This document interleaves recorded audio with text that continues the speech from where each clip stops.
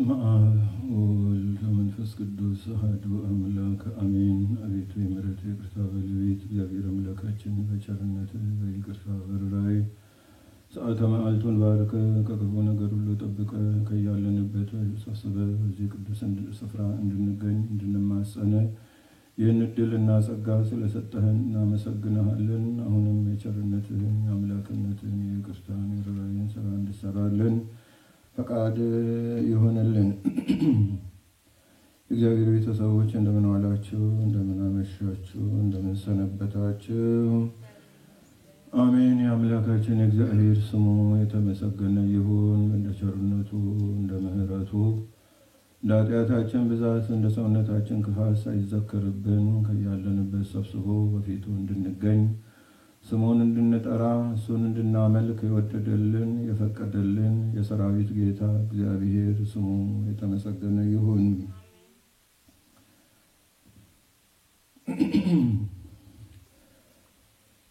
ከዚህ በፊት ይዘነው የመጣ ነው በየሳምንቱ የምንነጋገርበትን ትምህርት ከዚህ ቀጥለን እንመለከታለን።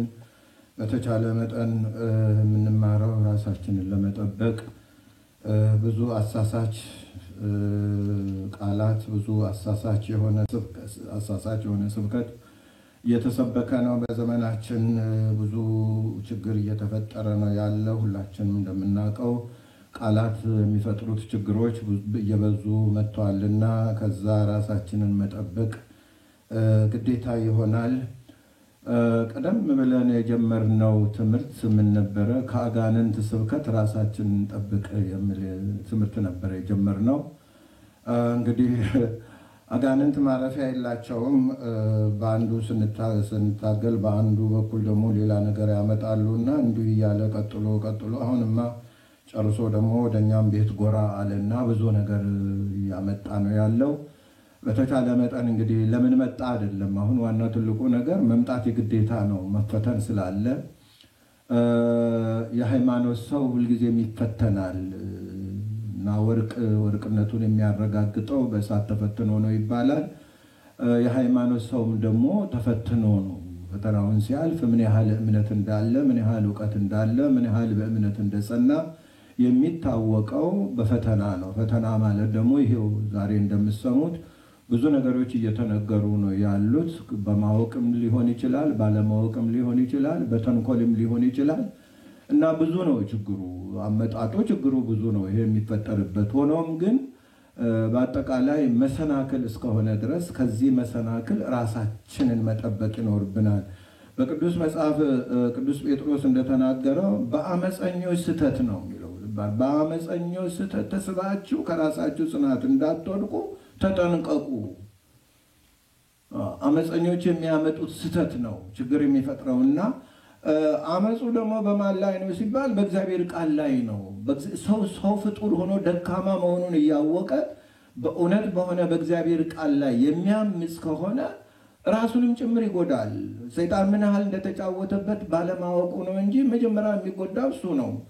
በሱ መጎዳት ምክንያት ሌላውም ስለሚጎዳ ይህን ሁሉ አርቆ ማሰብ ያስፈልጋልና በሁለተኛ ጴጥሮስ ምዕራፍ 3 ቁጥር 17 ላይ ያለው ቃል በአመፀኞች ስህተት ተስባችሁ እነሱም የሚሉትን ብላችሁ ወይንም እነሱም ትምህርት ነው ብለው ያሰራጩትን ተቀብላችሁ ማለት እኮ ነው፣ ለነገር አይደለም። በአመፀኞች ስህተት ተስባችሁ ከራሳችሁ ጽናት እንዳትወድቁ ተጠንቀቁ። እንግዲህ ይህን ሁሉ ለመጠንቀቅ ዝም ብሎ አይደለም። መቼም የጦር መሳሪያ ይዘን አይደለም የምንጠነቀቀው። ጥንቃቄው ምንድን ነው? መማር፣ የእግዚአብሔርን ቃል ማጥናት፣ እግዚአብሔር ምን ይላል ማለት፣ በቅዱሳት መጻሕፍት የተቀመጡት ምን ይላሉ፣ የእግዚአብሔር ቃል ምን ይላል ብሎ መጠየቅ፣ የሚነገረውን ነገር ደግሞ ከእግዚአብሔር ቃል ጋር ማነጻጸር። እንደ እግዚአብሔር ቃል ሆኖ ካልተገኘ የአመፀኞች ስህተት ነውና ከዛ ስህተት ራስን መጠበቅ። ለዚህ ነውና ባለፈውም እንግዲህ በዚህ ዙሪያ ነው የተነጋገርነው። በዚህ ሰሞን ደግሞ እንደምታውቁት እንግዲህ ከቅርብ ጊዜ ጀምሮ ደግሞ በኢትዮጵያ ኦርቶዶክስ ተዋሕዶ ቤተክርስቲያን ዙሪያ የሚነገረው ጫጫታ መቼም ሁላችሁም እንደምትሰሙት ነውና ከዚህም ራስን መጠበቅ ያስፈልጋል። የሚነገረው እውነት ከሆነ እውነቱን እውነት በሉ። ክርስቶስም ያለው ይህንን ነው፣ እውነቱን እውነት በሉ፣ ሐሰትን ሐሰት በሉ ብሏል። ስለዚህ ከትልቆች ሰዎች ነው፣ ከእንዲህ አይነት ሰዎች ነው፣ እንዲህ አይነት አርማ ካላቸው ሰዎች ነው ብለን ስተትን ልናልፍ አንችልም። ስተት በማንኛውም ሰው ዘንድ ከተነገረ ስተት ነው። በማንም አንደበት ከተነገረ ስተት ነው። በትንሹ ሰዎች አንደበት ስለተነገረ ስተት፣ በትልቆች ሰዎች አንደበት ስለተነገረ እውነት ነው ሊሆን አይቻልም። ስተት ምን ጊዜም ስተት ነው። በቃ እና አመጽ ነው። በአመፀኞች ስተት ነው የተባለውና አመጽ ነው የሚሆነውና ከዛ ራሳችንን መጠበቅ ይኖርብናል። እንግዲህ ዛሬ ደግሞ ትንሽ እግዚአብሔር እንደፈቀደልን እንመለከታለን። በዚሁ ዙሪያ እኛ አዋቂዎች ነን እንዳትሉ የዛሬ ትምህርታችን ነው። የተወሰደው ከቅዱስ ጳውሎስ ነው። አብረን እንመለከታለን። ምን አትበሉ? እኛ አዋቂዎች ነን እንዳትሉ። አሁን ይህን ሰሞን ችግር የፈጠረው እኛ አዋቂዎች ነን ከሚሉ ሰዎች አንደበት የሚመነጩ ቃላት ናቸው ችግርን ያመጡት። ይህን ሰሞን ጩኸት የፈጠሩት እንዲህ ከሚሉ ሰዎች ነው። እኛ አዋቂዎች ነን ከሚሉ ሰዎች የተፈጠሩ ቃላት ናቸው። በዚህን ሰሞን የኢትዮጵያን ቤተክርስቲያን እያተራመሰ ያለው ለስንት መሳለቂያ ማንም አፉን የሚከፍትባት ሳሩም ቅጠሉም እዚህ ግቡ የማይባሉት ሁሉ አፋቸውን ይከፍታሉ በቤተክርስቲያኒቷ ላይ። ለዚህ ምንጭ የሆነው ማን ነው? ይህንን ቃላት ጌታም ተናግሯል እኮ ማነው? ነቢዩ ኤርምያስ ወበእንቲ አክሙ ይጸርፉ አሕዛብ ለኃይለ ስመ እግዚአብሔር፣ በእናንተ ምክንያት አሕዛብ እግዚአብሔርን ስም ይነቅፋሉ ብሏል።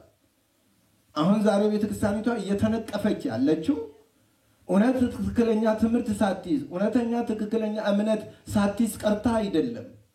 በአመፀኞች እናውቃለን ባዮች በሚፈጥሩት ቃላት ይሆንና ቤተክርስቲያን በአደባባይ እያብጠለጠሏት ይገኛሉ። እንዲህ ናቸው ይሆንላችሁ፣ እንዲህ ናቸው እየተባሉ ማለት ነው። አሁን ይሄ እነሱ ይህን ይዞ ቤተክርስቲያኒቷ ላይ ናዳ ቢያወርዱ እነሱ ደረሱብን ልንል እንችላለን። ያለ ምክንያት ሰደቡን ልንል እንችላለን። እኛ ራሳችን ለስድብ አጋልጠን ሰተን የማይሆኑ ቃላትን እየተናገርን ማፈር ሲገባ ደግሞ እንደገና መከራከር፣ ይሄ እኮ በአደባባይ የሚያሳፍር ነገር፣ ልናፍርበት የሚገባውን ነገር ልናፍርበት ይገባል። ይሄ የሚያኮራ አይደለም የሚያሳፍር እንጂ። እና እንዲህ አይነት ሰዎች የፈጠሩትና እኛ አዋቂዎች ነን እንዳትሉ አለ። ንባቡን አብረን እናነባለን፣ ነጥቡን እንመጣበታለን፣ አብረን ሁላችን እንመለከታለን። ከራሴ አውጥቼ የምናገረው ነገር የለም። ሐዋርያው ለምንድን ነው ይሄን መልእክት አስተላለፈው? እኛ አዋቂዎች ነን እንዳትሉ ያለበት ምክንያቱ ምንድን ነው? እኛ አዋቂዎች ነን ብሉ ምን ያስከትላል? ለምንድን ነው እኛ አዋቂዎች ነን አትበሉ ያለበት ምክንያቱ ምንድን ነው? ምን ችግር አለበት? እንመለከታለን አብረን። ከባድ ችግር ነው የሚያመጣው። አሁንም ይህን ሰሞን ይህን ችግር ያመጣው እናውቃለን ባዮች የተናገሩት ቃላት ነው። እውቀታቸው የት ድረስ እንደሆነ ራሳቸውንም በሚዛን ላይ እያስመዘኑ ነው ያሉት፣ የት ደረጃ እንዳሉ ማለት ነው፣ በጣም በሚያሳዝን ሁኔታ። ስለዚህ አብረን እንመለከታለን፣ ወደ ጥቅሱ እንገባለን። ይኸውና እንግዲህ ግዕዙ የቤተክርስቲያኒቷ ቋንቋ ነው አይደል? ነገሩ የመጣው ከቤተክርስቲያኒቷ ስለሆነ በዛው ቋንቋ እንነጋገራ። በሚያውቁት ቋንቋ መነጋገሩ ጥሩ እኮ ነው። ሰው በሚያውቁት ቋንቋ ቢነግሩት ምናልባት ይረዳ ይሆናል። ሌላውን አያውቁትም ብዬ አይደለም፣ ግን ሐዋርያው አስቀመጠው። ይሄን መቼም ጴንጤ ጻፏል ሊሉት አይችሉም፣ ወይም ሌላ ጻፎ ሊሉት አይችሉም። የቋንቋ ባለቤት የኢትዮጵያ ኦርቶዶክስ ተዋሕዶ ቤተክርስቲያን ናት፣ የግዕዙ ማለት ነው። ድሮ እንግዲህ ምናልባት የመላው ሀገሪቷ ቋንቋ ሊሆን ይችላል፣ የመላ እንኳን ሊሆን አይችልም። የሆነ ሆኖ ምዕመናን የሚናገሩት ይሆናል። አሁን ከቅርብ ዓመታት ወዲህ ግን ቋንቋ በቤተክርስቲያን ተሰብስቦ ተቀምጦ ቤተክርስቲያን ውስጥ ብቻ ነው እንጂ ውጭ አንሰማውም፣ አናውቀውም ማለት ነው። ያም ሆነ ይህ ግን ይሄ ትእዛዝ በሁለቱም ቋንቋ አለና ወፈቅድ ለክሙ አሃዊነ ተአምሩ ዘንተ ምክረ ከመ ኢትበሉ ጠቢባን ንሕነ ቺናት አዋቂዎች ነን እንዳትሉ የምትለው ቺናት። ከመ ኢትበሉ ጠቢባን ንሕነ አለ፣ እኛ አዋቂዎች ነን እንዳትሉ አለ። እና ምን ይሆናል? እስመ ዑረተ ልብ ረከቦሙ ለእስራኤል፣ መክፈልቶም እስከ አመይ በውኡ ኩሉ አሕዛብ ምን እንዳስከተለ እኛ እናውቃለን ባይነት ምን እንዳስከተለ አብረን እንመለከታለን። ይሄ ነው መጻሕፍት ይገስጹናል፣ ልካችንን ይነግሩናል፣ በልክ እንድንኖር ያደርጉናል መጻሕፍት። ይሄ ሁሉ መጻሕፍትን የእግዚአብሔርን ቃል በመከተል በልክ ኑር፣ ትዕቢተኛ አትሁን፣ እብሪተኛ አትሁን፣ ከላይ በላይ አዋቂ የለም አትበል ብለው ነው መጽሐፍት። በሌላ መልኩም እነ ሶሎሞን ትዕቢት ምንን ትቀድማለች ነው ያለው? ውድቀትን። ትዕቢት ውድቀትን ትቀድማለች። ሰው ከተባየው ወደው ነው የሚወድቀው። ይሄን ሰሞን ያየነው ይሄ ነው። ወደ ላይ ወጡ፣ ያለ መማር ሳይማሩ እናስተምራለን እንዲህ ይላሉ አለና ወደቀ። ትልቁ ዳቦ ሊጥ ሆነ። ምን ታረጋለሽ? እና አማርኛውን አብረን እንመለከታለን። ምንድነው የሚለው? ወንድሞቻችን እኛ አዋቂዎች ነን እንዳትሉ። ግዕዙ ትክክል ነው። በቤተክርስቲያኒቷ መጽሐፍ ነው ያስቀመጥኩት። አማርኛውም ሆነ ግዕዙ የቤተክርስቲያኒቷ ነው ይባረኩት። ወንድሞቻችን እኛ አዋቂዎች ነን እንዳትሉ አለ። ለምን? ይህን ምስጢር ልታውቁ ተወዳለሁ አለ። የሆነ ምስጢር አለ ማለት ነው። እናውቃለን በሚለው ውስጥ የሆነ ምስጢር ተቀምጧል። ይህን ምስጢር ልታውቁ ተወዳለሁ ብሏል። ምስጢር ምንድን ነው? በነገራችን ላይ ምስጢር ማለት ተገልጾ ማይታይ የተሰወረ ብዙ ሰው የማያውቀው በውስጡ ስውር ነገር ነው ምስጢር የሚባለው። ብዙ ሰው ያላወቀው ብዙ ሰው ያላየ ምስጢር ማለት ነው። አሁን እዚህ ላይ ምንድነው ምስጢሩ? ምንድነው የተሰወረው እዚህ ላይ ቢባል በዚህ ውስጥ እናውቃለን በሚለው አባባል ውስጥ የተሰወረ ሰይጣን የሰወረው ነገር አለው ማለት ነው። ሰው የሚጎዳበት ምን ይሆናል? ልታውቁ ወዳለሁ አለ። ምስጢር ነው ብሏል።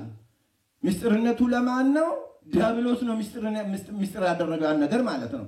ምን በሚሉት እናውቃለን እኛ አዋቂዎች ነን በሉ አሰኘና ከዛ ውስጥ የራሱን ስራ ይሰራል ማለት ነው። እንዲህ በማለታቸው እዛ ውስጥ ተሰውሮ ሰይጣን በዚህ ቃላት እና እኛ እናውቃለን በሚለው ውስጥ ተሰውሮ ዲያብሎስ ምን ይሰራል? አሕዛብ ሁሉ እስኪገቡ ድረስ ምሳሌ ነው እንግዲህ የሚጠቅሰው ልባል። አሕዛብ ወዴት ነው የገቡት? እስኪገቡ ብሏል። ወደ ወንጌል ማለት ነው።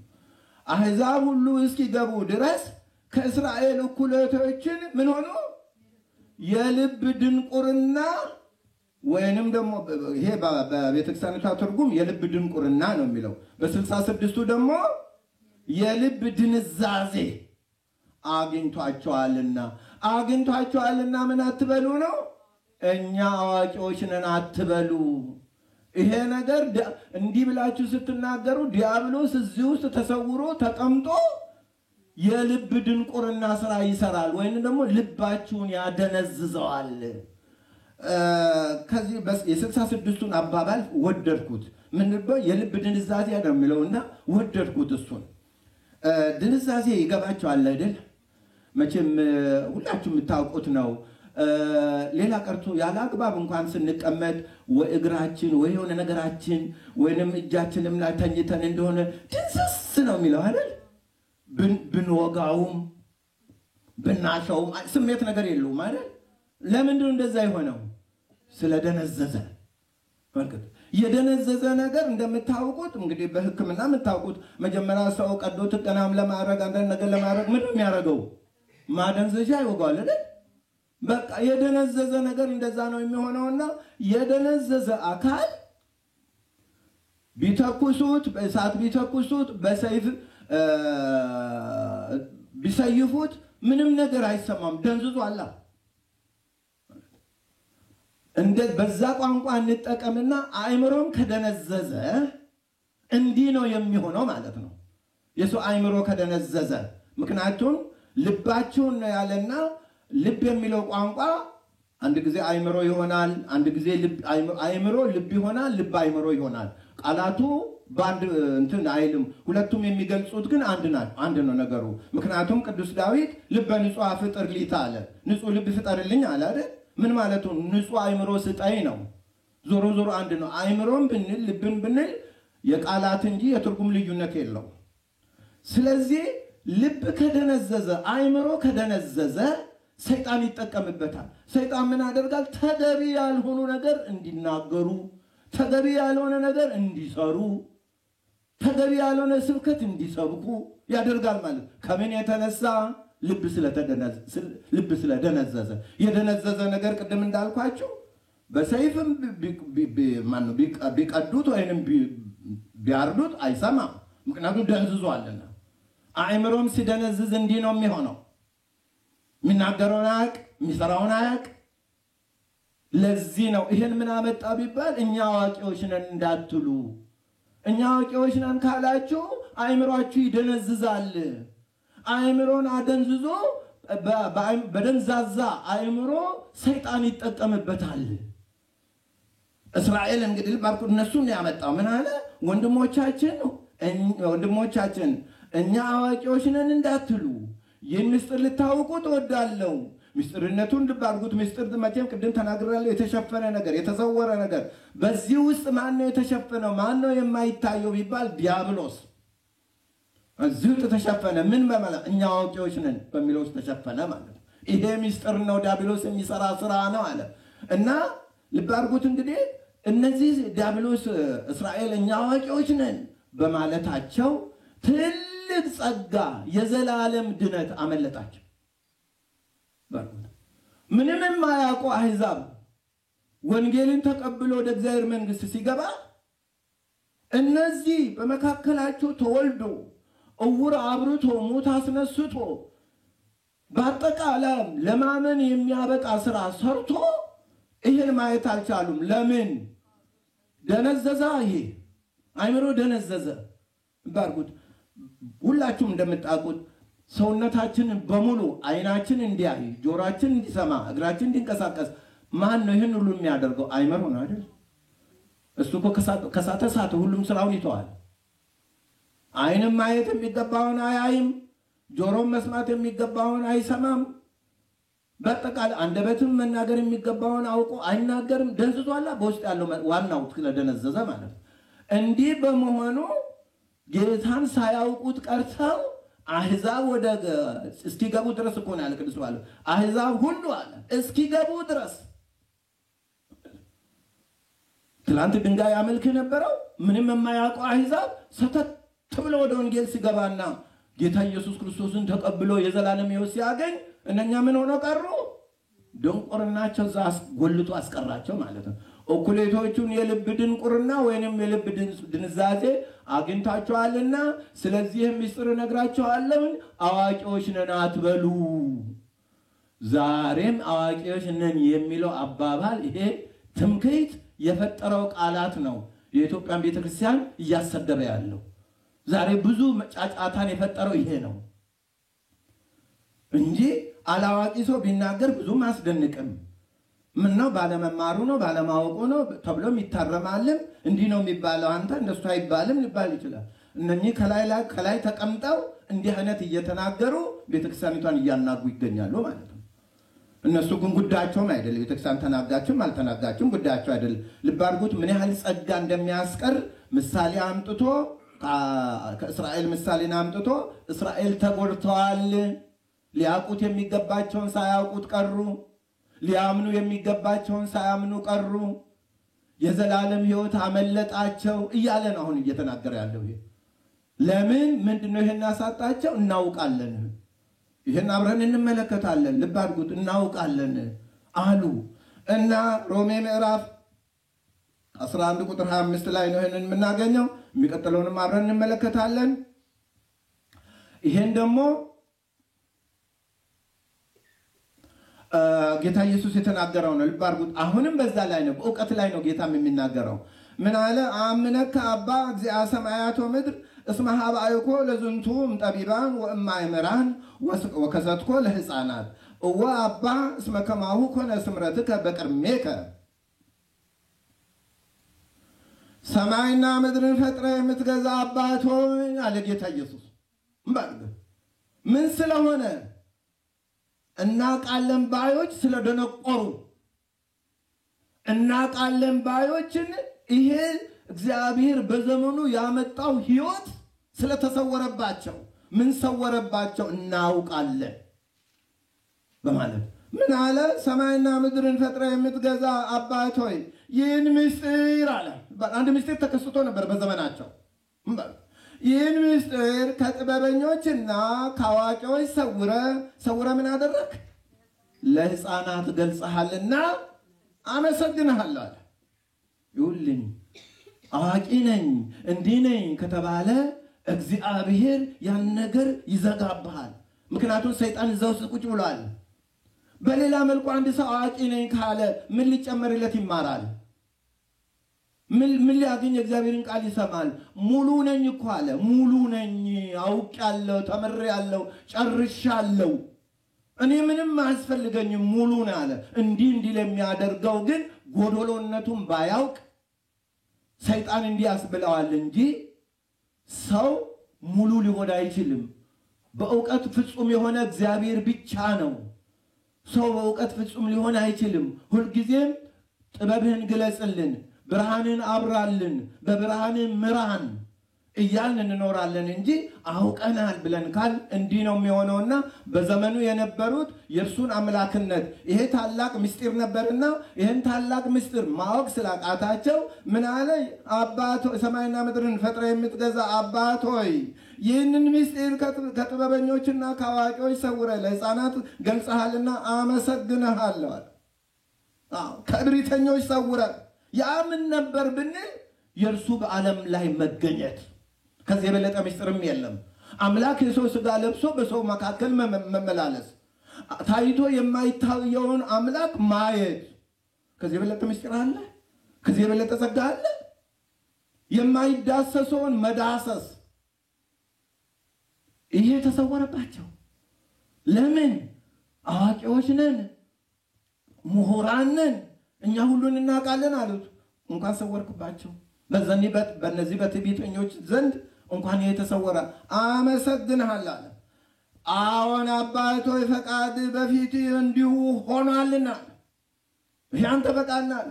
ምን ማለት ነው?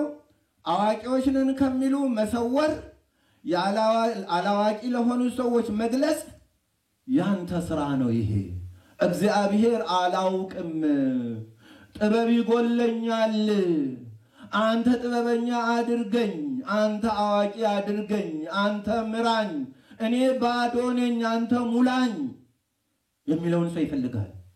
እኔ ሙሉ ነኝ፣ እኔ አዋቂ ነኝ ካልክ እግዚአብሔር ዞር ብሎ ይሄዳል፣ አንተን አይፈልግም። ለዚህም ነው ማለት እና በማቴዎስ ወንጌል ምዕራፍ 11 ቁጥር 25 ይሄ ሁሉ ምንድን ነው የሚያሳየው? ጥበበኛ ነኝ፣ አዋቂዎች ነን ማለት ምን ያህል እግዚአብሔርን ያንን ልናውቅ የሚገባንን ነገር እንዲህ ብለን በመታበያችን ያንን ይሰውርብናል ማለት ነው። ይሄ ልብ ልንለው ይገባል። እንዲህ የተሰወረባቸው ሰዎች ናቸው ዛሬ ያልሆነ ቃላት በአየር ላይ እያፈሰሱ ዓለምን የሚበጠብጡት። እና በማቴዎስ ወንጌል ምዕራፍ 11 ቁጥር 5 ይቀጥለው ደግሞ አውቃለሁ በማለት የደነዘዘ አእምሮ መልካም ትምህርትን ከክፉ ትምህርት፣ ነገረ ሃይማኖትን ከነገረ ክደት ለይቶ ማወቅ አይችልም። ምን ስለሆነ? ስለደነዘዘ ብያቸዋለሁ ቅድም፣ ስለደነዘዘ። ይሄን ደግሞ በምን ነው ልብ አድርጉት። አንዳንድ ጊዜ ወይ ጉንፋን ይዘናል፣ የሆነ ነገር ዞርብ ይልብናል አይደል? ጣፋጩ ምግብ አይጣፍጠንም አይደል? ምን ስለሆነ ነው? ምላሳችን በዛ በሽታ ስለደነዘዘ ነው። እንደውም ያመርብናል እኮ ድሮ የምንመገበውን ምግብ እኔ ምግቡን ቢያለኝ ይመረኛል እንላለን አይደል? አሁን እውነት ምሬቱ ያለው ምግቡ ላይ ነው? ምላሱ ላይ ነው። ችግር ያለው ምላሱ ላይ ነው። ምላሱ ስለደነዘዘ፣ በሽታው ስለደነዘዘ ያንን መቼም ምላስ የተፈጠረው ሁላችሁም እንደምታውቁት ነገሮችን ለማጣማን ነው፣ ምግቦችን ለማጣፈጥና ይሄ ይጥማል፣ ይሄ አይጥምም፣ ይሄ ይጣፍጣል፣ ይሄ አይጣፍጥም እንድንል ነው አይደል? ከደነዘዘ ግን ያን መስራት ይተዋል። አእምሮም ደግሞ እንደዚሁ እንደ ምላስ እንደምታውቁት ስጋዊ ምግብን ነው ይሄ ይጣፍጣል ይሄ አይጣፍጥም ማለት የሚችለው እንጂ መንፈሳዊን አይችልም። መንፈሳዊን ግን ይሄ ይጣፍጣል ይሄ አይጣፍጥም፣ ይሄ ይመራል ይሄ አይመርም ማለት የሚለው አእምሮ ነው። የነፍስ ምግባችንን ቀምሶ የሚያይልን ማን ነው? አእምሮ፣ እግዚአብሔር የሰጠልን አእምሮ። ስለዚህ ምንድነው እዚህ ላይ አውቃለሁ በማለት የደነዘዘ ምኑ ነው አእምሮን የሚያደነዝዘው? አውቃለሁ ማን እንደኔ የተማርኩ ነኝ ምሁር ነኝ ማለት ነው ይሄን የሚያደነዝዘው። ባርኩት እንግዲህ የደነዘዘ አእምሮ መልካም ትምህርትንና ክፉ ትምህርትን ነገረ ሃይማኖትንና ነገረ ክደትን ለይቶ ማወቅ አይችልም። እንዲህም ስለሆነ ነው ነገረ ሃይማኖት ብንናገር የዛሬ 7 እና 8 ዓመት የክደት ትምህርት ነው ብላወጁ። ይሄ ነው አየን እኮ እንግዲህ ዛሬ እግዚአብሔር እድሜ ስለሰጠን የተመሰገነ ይሁን። ቆመን አየን እኮ ቆመን ለማየት በቃን። እግዚአብሔር ደግ አምላክ ስለሆነ አረ ትምህርቱ ይሄ ነው። ስጋን ፈጥሮ ነፍስና ስጋን ከስጋ ስጋ ከነፍስ ነፍስን ፈጥሮ ተዋህዶ ነው ያዳነን ብንል የክህደት ትምህርት ነው ብለው ተሰብስበው መግለጫ ወጡ። ይሄው ዛሬ ማፈሪያ የክህደት ትምህርት ከዛ ይመነጭ ጀመረ። የክህደት ትምህርት ነው ባሉትም ለአንድ ጊዜ በዛ በቴሌቪዥን መስኮቱ ወጥቶ ተንጫጩ እንጂ ከዛ በኋላ አንድ ነገር ለማለት አልቻሉ። ሊሉም ደግሞ አይችሉም። ይሄ ነው እንግዲህ ነገር ሃይማኖትና ክደትን መለየት ያልቻለው አእምሮ የደነዘዘ በመሆኑ ነው። ባይደነዝዝ ኖሮ እውነቱን እውነት ሐሰቱን ሐሰት። ለምን ክርስቶስ እንደዛ ነው ያለው? ለማንም ብላ አይደለም። ትንሽ ሰው ነው ተራ ሰው ነው እንደፈለኩ ላድርግ ልትል አትችልም። በእግዚአብሔር ፊት ሁላችንም እኩል ነን። በትንሽ ሰው ላይ ፍረዱበት፣ ትልቁን ሰውዬ አክብሩት የሚል የለም። ሁሉም አንድ ነው በእግዚአብሔር ፊት። ይሄ ነገር የሚያጋጨን ነገረ ሃይማኖት እስከሆነ ድረስ ነገረ ሃይማኖት በእግዚአብሔር ፊት እኩል ነው ለሁሉም። እውነት ከሆነ ትንሹ ሰውዬ ስለተናገረ ሐሰት ሊሆን አይችልም፣ እውነት ነው። ሐሰትም ከሆነ ትልቁ ሰውዬ ስለተናገረ እውነት አይሆንም፣ ሐሰት ነው። ከዚህ የተለየ ሊሆን አይችልም። እና አውቃለሁ በማለት የደነዘዘ አእምሮ መልካም ትምህርትን ከክፉ ትምህርት ነገረ ሃይማኖትን ከነገረ ክደት ለይቶ ማወቅ አይችልም፣ ምክንያቱም ደንዝዟል። የደነዘዘ ምላስ ጣፋጭ ምግብና መራራ ምግብ መለየት ስለማይችል ሁሉ መራራ ስለሚሆንበት እንዲህ ነው የሚሆነው አእምሮ ከደነዘዘ። ሌላ አንድ ነገር እንመለከታለን። በጣም እንደው ልብ አድርጉት፣ ለይቶ አለማወቅ በዚህ ዙሪያ ነው ዛሬ የምንነጋገረውና ልብ አድርጉት። ነገርኩክም ወይትሰምዑ ምንተ እንከ ካይበ ትፈቅዱ ትስምዑ አንቱም ወሂ አርዳኢሁኑ ትኩኑ ትፈቅዱ ወጻልዎ ወይበልዎ አንተ ኩን ረድኦ ሎቱ ወነነሳ አርዳኢሁ ለሙሴ ነይነ ወነነ ነአምር ከመ ለሙሴ ተናገሮ እግዚአብሔር ወለዝንቱሰ ነአምር እምአይቴ ውእቱ። በርግጥ እንግዲህ በርግጥ ይህንን የደነቆረ አእምሮ አብረን እናያለን። አትሰሙኝም እንጂ ቀርታለች። አያ አትሰሙኝም እንጂ ነገርኳችሁ። ይሄን ያለው ማን ነው? አይኑ የበራለት አይነ ስውር በማቴዎስ ዮሐንስ ወንጌል ምዕራፍ 9 ላይ ስትመለከቱት መላልሰው ይጠይቁታል። ኢየሱስ ነው ያዳነኝ ይላል እሱ። አሁንም ይጠይቁታል። ኢየሱስ ነው ያዳነኝ። እንዴ ምን እንድል ነው የምትፈልጉት? ነገርኳችሁ እኮ ያዳነኝ ኢየሱስ ነው ብያችኋለሁ። ማንም ምንድን ነው የምትፈልጉት አለ። ልባል አሰሙኝም እንጂ ነገርኳችሁ አለ። ሲሰለቸው ጊዜ ማለት ነው። አሁን እንግዲህ እኮ ኢየሱስ አይደለም እንዲል ነው የሚፈልጉት ማለት ነው። አንድ ሰው አንተ አይነ ስውር ነበርክ፣ አሁን አይኑ በርቷል፣ እያየህ ነው፣ እንዴት ነው አይኑ ሊበራልህ የቻለው አለ ብለው ጠየቁት። ለመጀመሪያ ጊዜ እንዴት እንዳዳነ ምራቅ እንትፍ ብሎ ጭቃ ለውሶ አይኔን ቀብቶ አዳነኝ፣ ሂድና በሰሌው መታጠባ ታጠባለኝ፣ ታጥቤ ይሆ አያለው፣ እናንተ ብርሃን ካላችሁ ሰዎች ጋር አንድ አደረገኝ ብላ ቀረበ። በዚህ መደሰት ሲገባቸው በሌላ መልኩ ደግሞ ለምን እንደኛ አይኑ በራለት ይሆን እንደምቀኝነቱ እና አሁንም የለም ወላጆቹን መጥራት አለብን። ወላጆቹም ተጠሩና መጡ። ወላጆቹ እንደሱ አይደል ታሪዎች ናቸው። ታሪዎች ምን አሉ? እኛ ልጃችን መሆኑን እናውቃለን እንጂ ያበራለትን ማን እንደሆነ አናውቅም። እሱ ሙሉ ሰው ነውና እሱን ጠይቋል። ይሄ እኮ ከነገር መሸሽ ነው እንዴ! በዚህማ ደስ ሊላችሁ ይገባል። ልጃችን ከተወለደበት ዘመን ጀምሮ እኮ እውር ነበረ። ዛሬ እግዚአብሔር በዘመናችን የልጃችንን አይን አብርቶ ደስ አሰኘን። ለብዙ ዘመን ስናዝንበት ለብዙ ዘመን ያዘንበትን ሐዘናችን እግዚአብሔር አስወገደልን። እናንተም ከኛ ጋር ደስ ሊላችሁ ይገባል እንጂ እንዴት ተጠራጠራላችሁ? ኢየሱስን አይኑን ያዳነልኝ ብሏል። እኛ አልነበርንም፣ እሱ ነገረን። አይኑ በርቷል። እንግዳውስ ማን አዳነ ልትሉ ነው ማለት ሲገባቸው ከራሳቸው ለማውረድ እኛ አይነ ስውር መሆኑን ብቻ ነው የምናውቀውና ማን አይኑን እንዳበራለት እርሱን ጠይቁት፣ እርሱ ሙሉ ሰው ነው አሉ። ይሄ ከነገር መሸሽ በነገር ሃይማኖት አይሰራም። ወንጌላዊ ይህን ጻፈባቸው። ይህ ስህተት ስለሆነ ጻፈባቸው። ከሃይማኖት እያፈገፈጉ ስለሆነ እገሌን ጠይቅ አትልም። ስለ ሃይማኖት ራስህ ትናገራለህ ስለሆነ እንጂ እናሱ ሙሉ ሰው እናሱን ጠይቁታል። እሱ ቀላል ሰው አይደለም። ለነገሩ ቀላል ሰው አይደለም። ለዚህ ነው እንግዲህ ከዛ በኋላ መላልሰው ሲጠይቁት አትሰሙኝም እንጂ ነገርኳችሁ። እንግዲህ ምን ልትሰሙ ትሻላችሁ አለ። ምንድነው የምትፈልጉ? ከዚህ በኋላ ማን አዳነኝ ልበላችሁ? እናንተ አዳናችሁ ልበላችሁ ወይስ ማን አዳነኝ ልበላችሁ? እውነቱን ነገርኳችሁ፣ አትቀበሉ ማለት ቀጠለና እናንተ ደቀ መዛሙርቱ ልትሆኑ ትሻላችሁና አለ። ምናልባት አጥብቃችሁ ጠይቋችሁኛልና የሱ ደቀ መዛሙርት ለመሆን ፈልጋችሁ ነው አለ።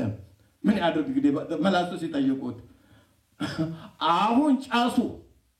ልክ ይሄን ሰሞን አዋራው እንደቦና አዋራን እንዳስነሱት አዋራቸውን አስነሱ ማለት ነው። እሱም ደግሞ እንትናቸውን ነካቸው መሰለኝ። የሱ ደቀ መዛሙርት የተማሩትን ምሁራንን ተመልከቱ። የሱ ደቀ መዛሙርት መሆን ትፈልጋል። እነሱ እኛ ምሁራን እናስተምራለን እንጂ አንማርም፣ አውቀናል እንጂ እናሳውቃለን እንጂ ወቁ አንባልም የሚሉ ናቸው። እሱ ደግሞ አወረደና የሱ ተማሪ መሆን ትፈልጋላችሁ ወይ አለ። ጥሩ ግብዣ እኮ ነው ያቀረበው።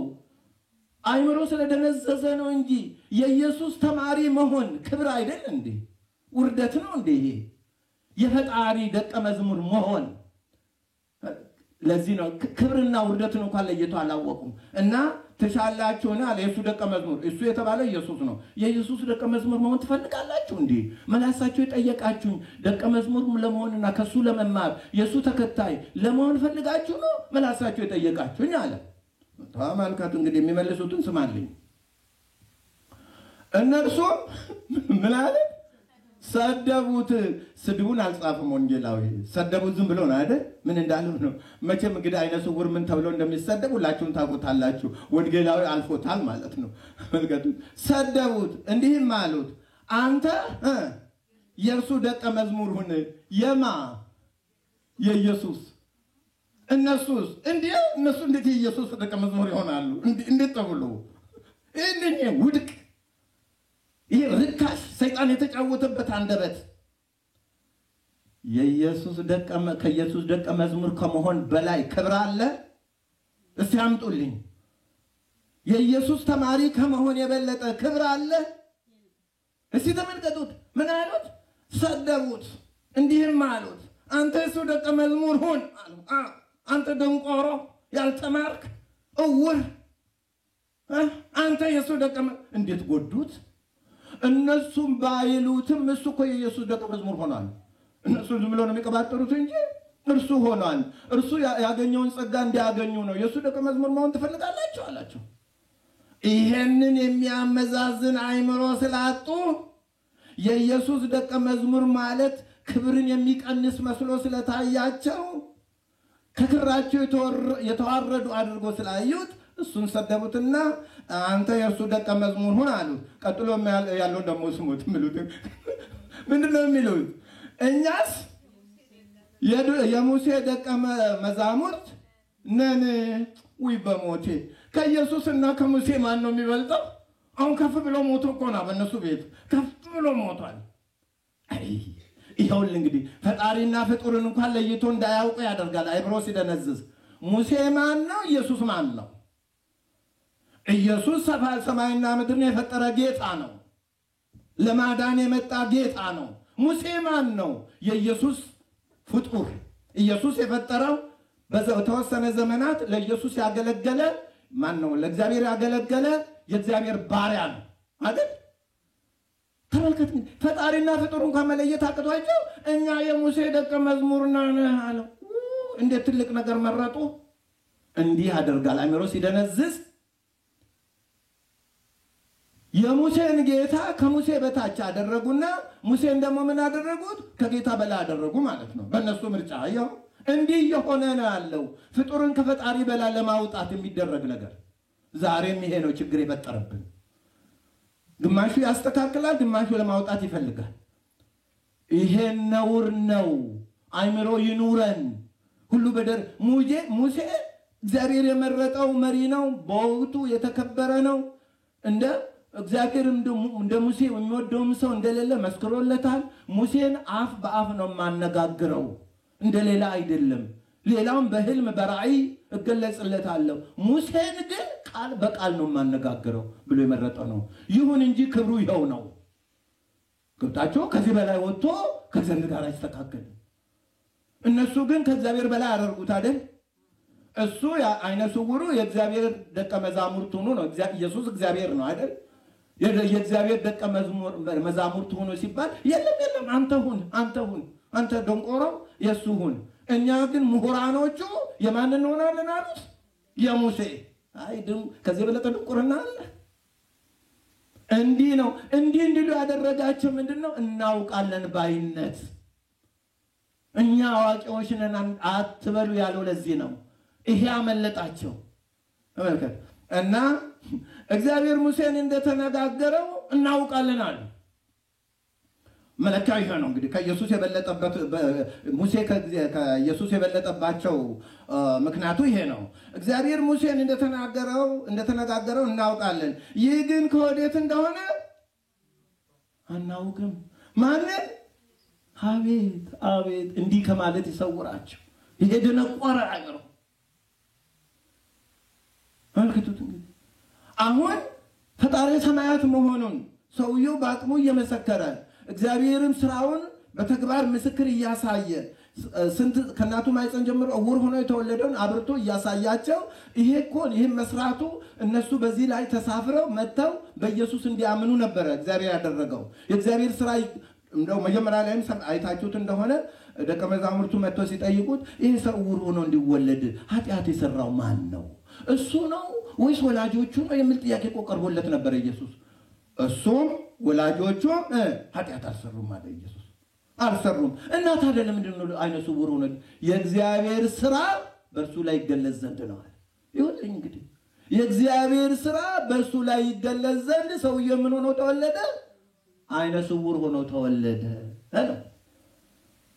እግዚአብሔር ለመሳሪያነት የተጠቀመበት የሱን መሳሪያ አድርጎ እሱን የሚያየው በሱ ላይ የተደረገውን ተአምራት የሚመለከትና ንጹህ ልብ ያለው ሁሉ ኢየሱስ ጌታዬ ነው ብሎ እንዲቀበል ማለት ነው። ይሄን ሰርቶ በመካከላቸው ሰውየው እንዲመሰክር ስራው በግልጽ እየታየ እኛ ሙሴ ነው ማለት እንዲህ ከማለት ያድነን እግዚአብሔር። ፍጡርን ከፈጣሪ በላይ ለማድረግ ከሚደረገው ትግል እግዚአብሔር ይሰውረን። ይሄ አጋንንታዊ ትምህርት ነው እና ዮሐንስ ወንጌል ምዕራፍ 9 ቁጥር 27 እስቲ ሌላ አለ። ይሄ ደግሞ ጌታ ልባርኩ እንግዲህ ያ ጌታ በሕይወተ ሥጋ ባለበት የተነገረ ነው። ይሄ ደግሞ ጌታ ዓለምን አድኖ ተሰቅሎ ሞቶ ተቀብሮ ተነስቶ ካረገ በኋላ እነዛ የጌታ ደቀ መዛሙርት የሆኑት ወንጌል ያልተከደነባቸው ወንጌል የበራላቸው ሰዎች በዛን ጊዜ በሕይወተ ሥጋ ኢየሱስን የተከተሉትና የሚያደርገውን ሁሉ ያዩት ከመጀመሪያ እስከ መጨረሻ ድረስ በኢየሱስ ላይ የደረሰውን መከራ ያዩ ተአምራቱን ሁሉንም ነገር የተረዱ ሰዎች አሁን ከጊዜ በኋላ እሱ ካረገ በኋላ ደግሞ ተገናኙ። ከማን ጋር? ትላንትና እኛ እናውቀውም የሱ ደቀ መዛሙርት መሆን አንፈልግም፣ አላዋቂዎች የሱ ደቀ መዛሙርት ይሁኑ፣ እኛ የሱ ደቀ መዛሙርት መሆን አንፈልግም ካሉ ሰዎች ጋር ተገናኙ። የእውነተኛ የእግዚአብሔር ደቀ መዛሙርትና የሰይጣን ደቀ መዛሙርት ተገናኙ። ምን ይላል? አንተም ወስተክህድክሙ ለቅዱስ ወጻድቅ ወሰአልክሙ ብእሴ ቀታሌ ነፍስ ያዩለክሙ ወመላከ ሕይወት ቀተልክምዎ ወእግዚአብሔር አንሥኦ ሙታን ወንነ ሰማይቱ። አባቱት እንግዲህ ቅዱስ ጴጥሮስ ነው በይበልጥ ይሄን የተናገረ። ምን አለ? እናንተ አላቸው እናንተ ቅዱሱን ጻድቁን ካዳችሁት። ማን አሁን ቅዱሱን ጻድቁን ብለ የጠራ ማንን ነው? ኢየሱስን።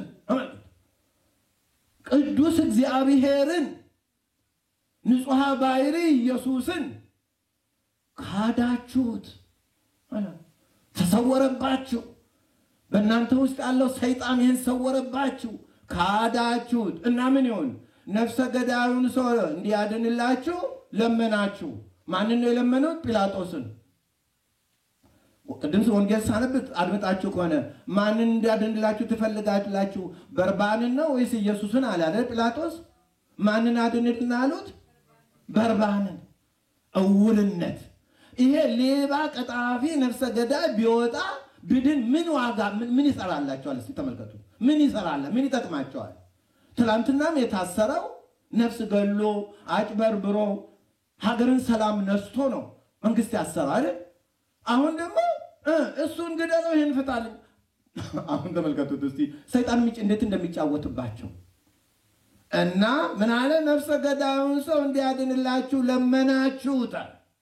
ለመናችሁ ጲላጦስን እሱን አድንልን ብለው ለመኑት።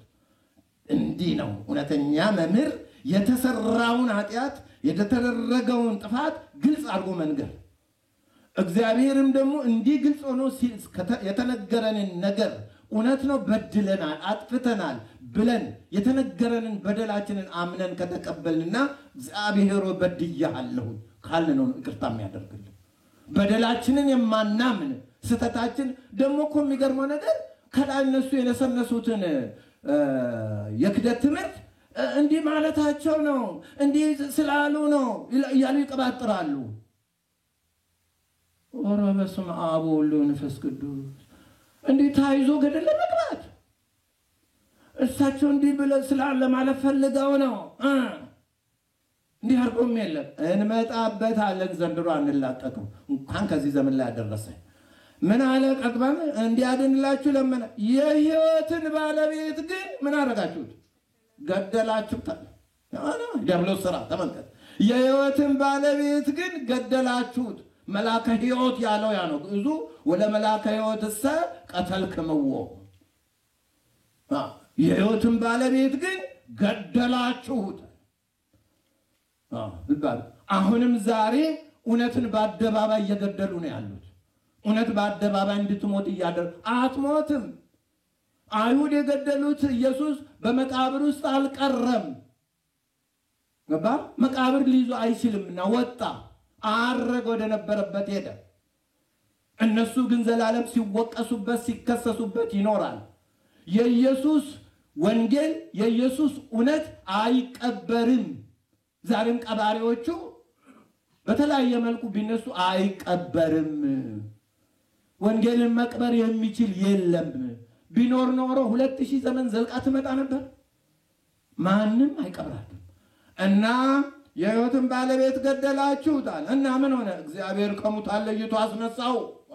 እናንተ ግን አናውቀውም ይገደል ብላችሁ ገደላችሁት። ተመልከቱ። ማንን ነው የገደሉት እነዚህ ሰዎች? የራሳቸውን ሕይወት ነው አይደል? ኢየሱስ እኮ በፈቃዱ ነው የሞተው። ጥንቱንም የመጣ ለመሞት ነው። ግን በዚህ መካከል ምንድነው ማላይ ነው ጉዳት የደረሰው? ኢየሱስ ላይ ነው ወይስ እነሱ ላይ? እነሱ ላይ ነው ጉዳቱ።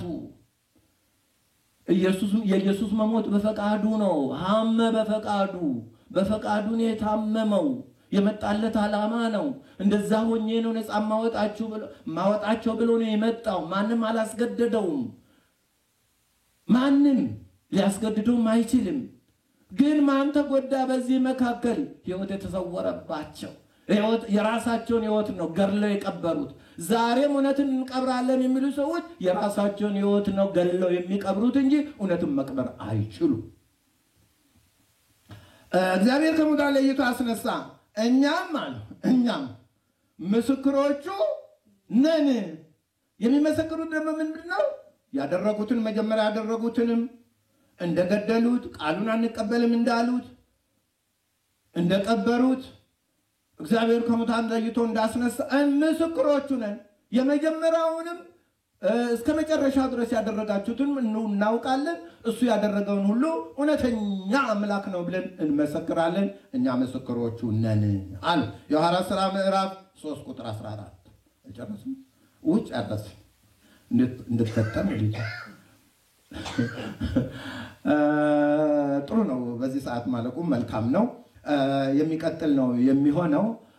ዋና የተነሳንበት እኛ ምንድነው ትምህርታችን ድረስ እኛ አዋቂዎች ነን እንዳትሉ፣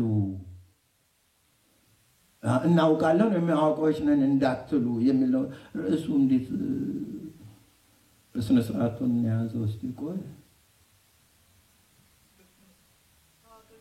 እኛ አዋቂዎች ነን እንዳትሉ ልብ አድርጉት። ከሮሜ ምዕራፍ 11 ቁጥር 25 የተወሰደ ነው። ያ ማለት እንዴት እግዚአብሔርን ሳያውቁት እንደቀሩ እንዴት እንደተጎዱ ነው። አሁንም ይህን ሰሞን የኢትዮጵያን ቤተክርስቲያን መበጥበጥ የጀመረው ከትንሣኤ ሰሞን ጀምሮ እስካሁን ድረስ በዚህ መልኩ ቤተክርስቲያን እየተበጠበጠች እየተሰደበች ያለችው አዋቂዎች ነን የሚሉ ሰዎች የሚለፈልፉት ነው። እንመጣበታለን። ለዛሬው እዚህ ላይ በቃናል። ያስተማረን የመከረን ይችን ሰዓት ባርኮ የሰጠን ጌታ ክብር ምስጋና ለሱ ይሁን። አሜን። አብሮ ያሰማን።